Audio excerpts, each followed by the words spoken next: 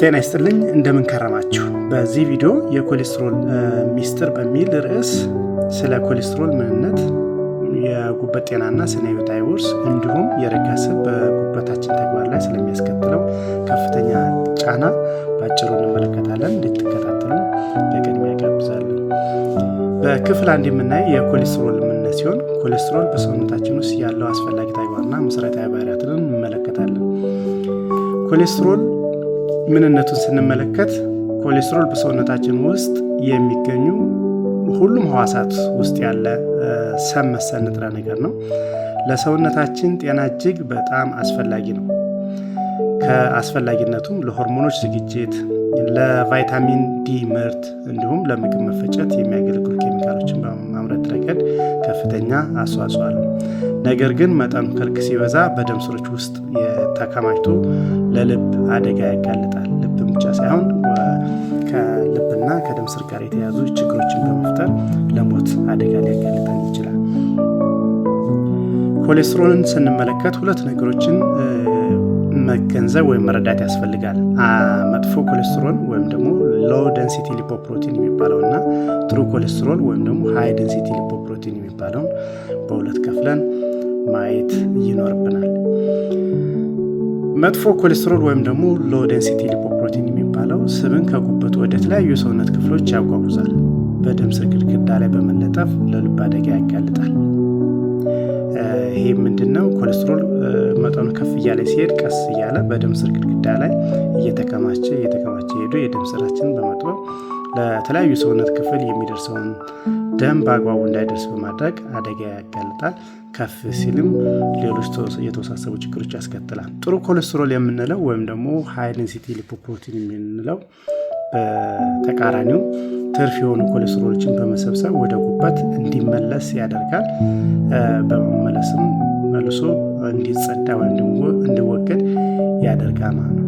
በዚህም የደምን በማጽዳት የደም ስርን ጤናን እንድንጠብቅ የሚያገለግለው ነው ማለት ነው። ጉበት የሰውነታችን ኮሌስትሮል ማጣሪያ ክፍል ነው። እንግዲህ የማጽዳት ሂደቱን ስንመለከት ጉበት ኤልዲኤል ሪሴፕተርስ ወይም ደግሞ ሎው ዴንሲቲ ሊፖፕሮቲን ሴንስ የሚያደርጉ ሪሴፕተር የተባሉ ጥቃቅን ማጽጃዎችን በመጠቀም መጥፎ ኮሌስትሮልን ከደም ውስጥ ያስወግዳል። ጤናማ ጉበት እነዚህ ተቀባዮች በማብዛት የኮሌስትሮል መጠን በትክክል ያስተካክላል። እንግዲህ ጤናው ሲጓደል ደግሞ እነዚህ ተግባራቶች ናቸው የሚታወቁት ማለት ነው። የረጋ ስብ የምንለው ወይም ደግሞ ሳቹሬትድ ፋት የምንለው ምንድን ነው የሚለው ስንመለከት የረጋ ስብ የጉበትን የማጽዳት አቅም የሚገድብ አደገኛ የስብ አይነት ነው። ከፍተኛ የረጋ ስብ ወይም ደግሞ ሳቹሬትድ ፋት ስንመገብ ጉበታችን የኮሌስትሮል መቀበያዎችን ማምረት እንዲያቆም ይገደዳል። ይህም መጥፎ ኮሌስትሮል በደም ውስጥ እንዲከማችና ለደም ስር መጥበብ ዋነኛ መንስኤ ይሆናል ማለት ነው። የረጋ ስብ እና የጥሬ ኮሌስትሮልን ስንመለከት ወይም ደግሞ ጥሬ ኮሌስትሮል የምንለው ተራ ኮሌስትሮል ከተለያዩ ምግቦች የምናገኛቸው ኮሌስትሮል አሉ። ጤነኛ የሆነ ኮሌስትሮል እና ከሳቹሬትድ ፋት የምናገኘው አደገኛው የሚባለው ኮሌስትሮል ማለት ነው። አሁን እዚህ የምናወራው ከምግብ ስለምናገኛቸው ኮሌስትሮል በተፈጥሮ ስለሚመረተው ሳይሆን ጥሬ ኮሌስትሮል ወይም ደግሞ ጉዳት የሚያመጣው ኮሌስትሮል በተመለከተ ስናይ ተጽዕኖ እጅግ በጣም አነስተኛ ነው። በጤናችን ላይ የሚያስከትለው አደጋ ከ15% ያልበለጠ ሲሆን የረጋ ስብ ተጽዕኖ ወይም ደግሞ ሳቹሬትድ ፋት በጣም በጣም አደገኛና ጥንቃቄ የሚፈልግ ነው። እዚህ ላይ እንደምታዩት 85% የሚሆን ሪስክ አለው ወይም ደግሞ አደጋ ያስከትላል ማለት ነው። በደም ውስጥ ላይ የሚጨምር ኮሌስትሮል ዋነኛ ተጠያቂ የረጋ ስብ ነው ማለት ይቻላል ማለት ነው። ኦኬ፣ በዚህ ክፍል 2 ላይ የምናየው ከዘር ውስጥ የሚመጣ ወይም ደግሞ በዘር የሚወረሰው በመወረስ የሚመጣ የኮሌስትሮል ችግርና በሰውነት ላይ ያለው ተጽዕኖ እንመለከታለን። የዘር ውርስ ወይም በእንግሊዝኛው ፋሚሊያል ሃይፐርኮሌስትሮሚያ የሚባለው ቤተሰባዊ ተጋላጭነት ያላቸው አንዳንድ ሰዎች በውርስ ምክንያት የጉበት ማጽጃ መቀበያዎቻቸው በትክክል የማይሰሩ ይሆናሉ። ይህ ሁኔታ ፋሚሊያር ሃይፐር ኮሌስትሮሚያ በመባል ይታወቃል።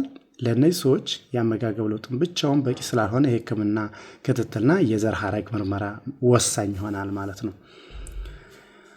እንግዲህ በተፈጥሮ ኮሌስትሮል በእድሜ ይወሰናል ወይም ደግሞ ከተወለድን ጀምሮ ኮሌስትሮል ለሰውነታችን ያስፈልጋል። የተወሰኑ ኮሌስትሮሎች ጥቅም ላይ ያልዋሉ ኮሌስትሮሎች እየተከማቹ ሄዱና እድሜያችን እየጨመረ ሲሄድ ያኔ አደጋው እየጨመረ ይሄዳል ማለት ነው። እና በተለይ እድሜያቸው ከ40 በላይ የሆኑ ሰዎች ከፍተኛ የሆነ የኮሌስትሮል ጥንቃቄ ማድረግ፣ ከኮሌስትሮል ጋር ተያያዥነት ያላቸው የጤና አደጋ እንዳይከሰት ጥንቃቄ ማድረግ ያስፈልጋል ማለት ነው። የኮሌስትሮል የጤና አደጋዎች ምን ናቸው የሚለው ስንመለከት በዋነኛነት ድንገተኛ የልብ አደጋ ወይም ደግሞ ሀርት አታክ የምንለው የተከማቸ ስብ ሲፈነዳ ደም ይረጋል። ይሄም የልብ ምትን በድንገት ያቆማል። በዚህም የካርዲያክ አሬስት የምንለው ይፈጠራል፣ ለሞት ያጋልጣል ማለት ነው። ሁለተኛው የስትሮክ አደጋ ነው። ስትሮክ ወደ አንጎል የሚሄዱ የደም ስሮችን ሲዘጉ የአንጎል ክፍል ስራውን ያቆማል። ሙሉ ለሙሉ ስራውን ሲያቆም ያው የሚከሰተው ሞት ወይም ደግሞ በአፋጣኝ ሕክምና እርዳታ ተደርጎ የተዘጉ የደም ስሮች መከፈት ቢችሉ እንኳን ለማይመለስ ሽባነት ወይም ደግሞ ፓራላይሲስ ሊያስከትል ይችላል። ሌላኛው የደም ግፊት ነው። የደም ስሮች በመጥበባቸው የልብ ደም ለመርጨት ከፍተኛ ኃይል እንዲጠቀም ይገደዳል። ይሄም የደም ግፊት የሚባለውን ያስከትላል ማለት ነው። ኦኬ፣ የዘር ውርስን አደጋን ስንመለከት ከኮሌስትሮል ጋር በተያያዘ ከፍተኛ ተጋላጭነት ያስከትላል። በዘራቸው ጉበታቸው ላይ ችግር የሌለባቸው ሰዎች ከጉበታቸው የኤልዲኤል ሪሴፕተሮችን በማምረት ረገድ ምንም ችግር ከሌለበት ዘር የመጡ ሰዎችን ስንመለከት ወደ 13 እጥፍ ከፍተኛ ተጋላጭነት አላቸው። በውርስ ተጋላጭነት ያለባቸው ሰዎች ለልብ ድንገተኛ አደጋ የመጋለጥ እድላቸው በ13 እጥፍ ይጨምራል። ይህ ሁኔታ ገና በወጣትነት እድሜ ለሞት ሊዳረግ ስለሚችል ቅድመ ምርመራ ወሳኝ ይሆናል ማለት ነው። ማንም ሰው ካልተመረመረ ተጋላጭነቱን ማወቅ ስለማይቻል መመርመር እጅግ በጣም አስፈላጊ ነገር ነው የሚሆነው ማለት ነው። ስናነጻጽረው በእድሜ ጋር በተያያዘ የሚመጣውና በውርስ ከዘር ጄኔቲካሊ የምናገኘውን ስንመለከት የመከሰቻ እድሜው በተለይ እነዚህ የረጋ ስብ ዳይተሪ ጋር የተያያዘ ወይም ደግሞ ሳቹሬትድ ፋት በመመገብ የሚመጡት ከአዋቂነት በኋላ ነው። በአብዛኛው እድሜያችን እየጨመረ ሲመጣ የሚመጣ ችግር ሲሆን ከዘር የምናገኘው ግን ከልደት ጀምሮ ሊመጣ ስለሚችል ጥንቃቄ ማድረግ ያስፈልጋል ማለት ነው።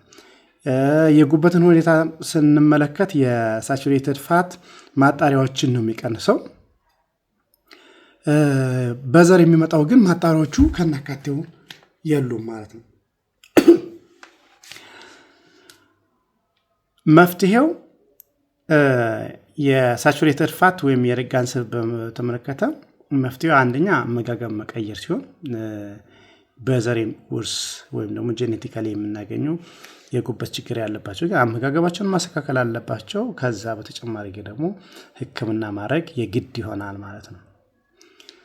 መከላከያ መንገዶች እንግዲህ አመጋገብ ማስተካከል፣ የረጋ ስብ ወይም ሳቹሬትድ ፋት የሚያስገኙ እንደ ቅቤ፣ የእንስሳት ስብ አጠቃቀም መቀነስ ያስፈልጋል። ሌላው የሰውነት እንቅስቃሴ በቀን ቢያንስ ለ30 ደቂቃ እንቅስቃሴ በማድረግ ኤችዲኤልን መጨመር ወይም ደግሞ ሃይ ዴንሲቲ ሊፖፕሮቲን በመጨመር አደጋ መቀነስ ይቻላል። መደበኛ ምርመራ ማድረግ፣ የኮሌስትሮል መጠኑን የቤተሰብ ታሪኮችን ለማወቅ ምርመራ የግዴታ ይሆናል ማለት ነው። እንግዲህ ስለተከታተላችሁኝ በጣም አመሰግናለሁ። ይሄ መረጃ ጠቃሚ ሆኖ ካገኛችሁት ለወዳጅ ለዘመዶቻችሁ በማጋራት መረጃውን አድርሱልኝ። አመሰግናለሁ።